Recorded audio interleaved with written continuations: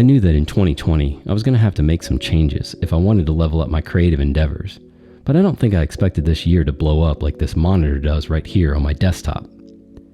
I needed a monitor that fit how I work, and just like how I like to work, primarily as a filmmaker, a video editor. If your budget started shrinking like everyone's 401k, but you're still in the market for an ultra-wide 3440 by 1440 curved display that is at a fairly reasonable price to get that meaningful work done, then you might be in the right place.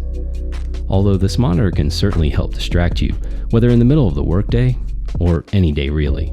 This monitor's skills at gaming with that 100Hz refresh rate shouldn't be a problem for most, and it's very capable, unlike my own ability to survive in the game for a mere 10 seconds.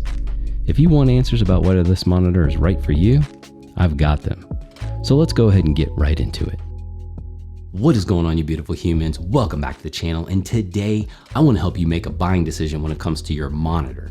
Now, of course, I've got the Viewsonic 34-inch ultra-wide display behind me, and I want to help you sort of bring to light what I do with this monitor and giving you a perspective here. The best piece of advice that I can give you when it comes to a buying decision is that you need to think about your workflow. You need to sit down with yourself, take notes, figure it out, and think about the things that you need your monitor to do versus going out and buying a monitor that creators are recommending to you based on what they're using, but it's not something that you would actually do, and then trying to force the monitor that you purchase to do something that is not even in your workflow. And of course, I will explain that as we go along. Now, this Viewsonic 34-inch ultra-wide curved display may not seem like the best option when it comes to video editing, but what I can tell you is that I did a lot of research and I even considered budget in this scenario. And I think for a 34-inch 4K 3440 by 1440 ultra-wide display, and yes, it is an MVA panel, so that may be a turnoff for you, but what I can tell you is that for me, this is actually fitting my workflow and where I want it to be, so where I wanted to place it. And these are all of the things that I considered in what I think is a great budget entry point when it comes to an ultra-wide display at around $699 US.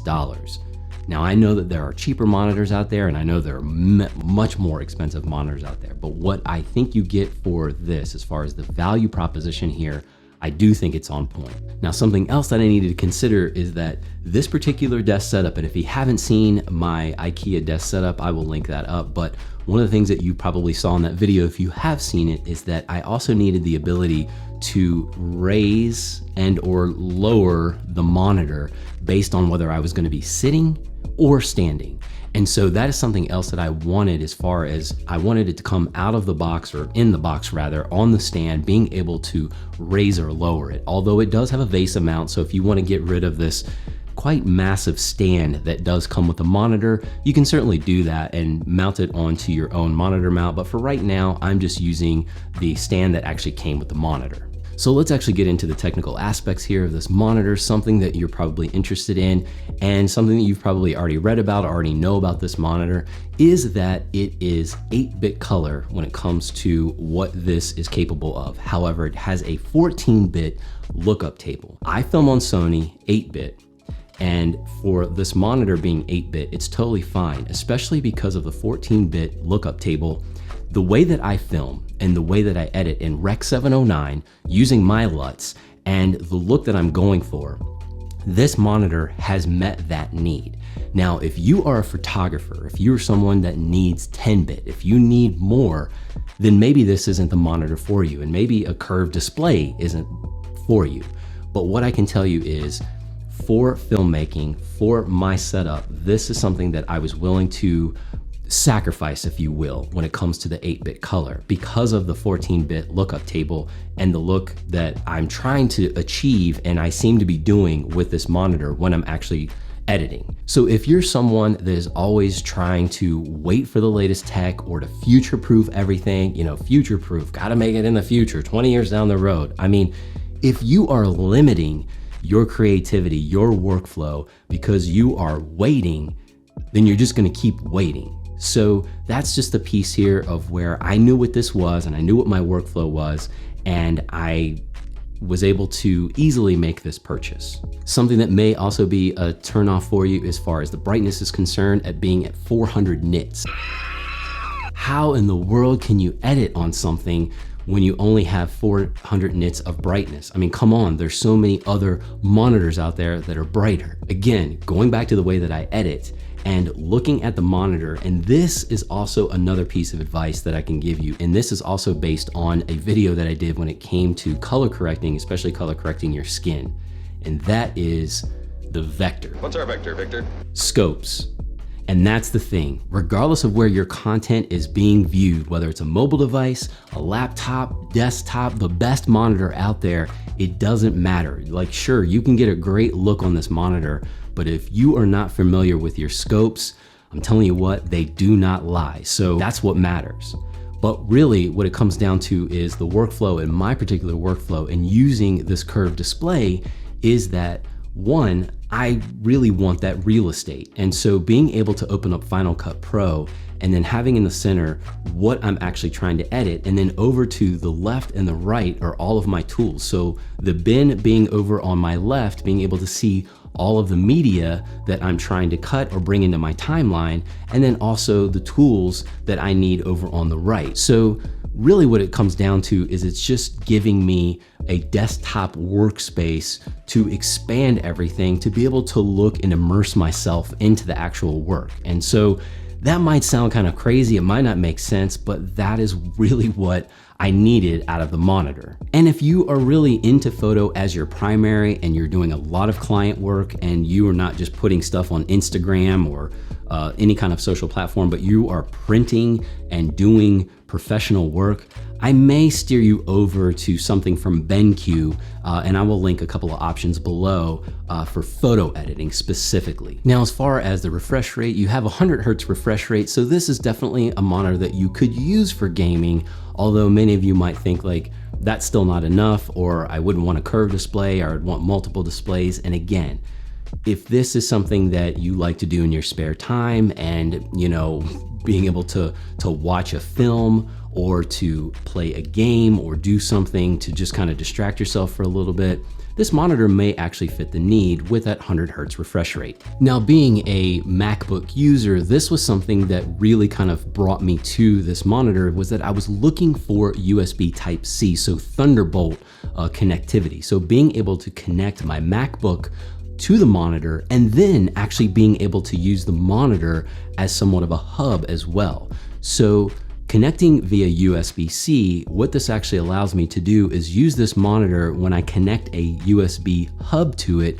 So for my SD card reader or any USB ports that I need, I can just plug this into the USB port in the back of the monitor, and then I have basically not only a monitor, but I have this extension of being able to connect other devices to it, while at the same time being able to charge the MacBook. And this does actually have a 60-watt charge capability. So if you do have a larger MacBook, I have the 13-inch MacBook Pro, but if you do have a larger MacBook Pro, you may actually run into a little bit of a slower charge when it comes to this monitor. So if that's something that you need, especially when it comes to the 16-inch MacBook Pro, which obviously I haven't tested that yet, but what I can tell you is that for the 13-inch, it's totally fine at a 60-watt power output. And then if I need to complicate things just a little bit by not just having like one cable connected from the monitor to the MacBook Pro, and that is using my external graphics card, so my eGPU. Although I don't think it's complicated, it's just that I want to decrease the time that it renders my videos. So using that eGPU, what I will do is connect it directly into the MacBook via the Thunderbolt connection. And then out of the eGPU case, so right from the graphics card, I will use the DisplayPort connection right into the back of this monitor. Now that's the thing, you will lose that capability of using your hub. So anything that's plugged into the back of this monitor, it will not actually work. So then I will use my eGPU as the docking station or the place to actually connect my SD cards or any other USB type of devices that I need. And of course, that will all work through the USB connection from the eGPU directly to the MacBook Pro. Does that make sense? Now, of course, if I want to switch from Rec 709 and going over to RGB to do a little bit of photo editing, I can certainly do that, and quickly from the monitor itself, just using the buttons under the monitor. and picking the color that I'm going after. So again, if I want to do RGB for photos or really sticking to Rec 709, that is where I will do my Rec 709. I will dial in that monitor and the colors for that, and those are already preset in there. And of course, you can use some custom settings if you'd like, and the ability to do that right from the monitor, it certainly is convenient. And of course, in the box, besides the cables, you will get a calibration report for your actual monitor. And I think that's a nice little touch before it actually leaves the manufacturer, is to have someone looking at it when it comes to the RGB and the Rec 709 and the Delta E. It's nice to just look at these graphs and to know that someone assessed this monitor before it left, and I think it's a nice little touch. And of course, included are all of the cables that you need. So if you need HDMI or a display port or even USB-C, that will be in there. So it was nice to be able to know that all of the connectivity that I needed was available to me in the box. And of course, a 3.5mm audio cable. And so yeah, you could output this to some speakers, but the built-in speakers, here's the thing, and I don't know why people complain so much about the built-in speakers on a monitor, because quite frankly, if you're doing any kind of sound design, whether that just be music or any kind of audio, or as a videographer, filmmaker, and you need to lay out your sound design and understand what's going on and you need to adjust, why would you use the built-in speakers on your monitor? I know for those that are gaming, it's kind of a nice little feature if you don't want to wear headphones.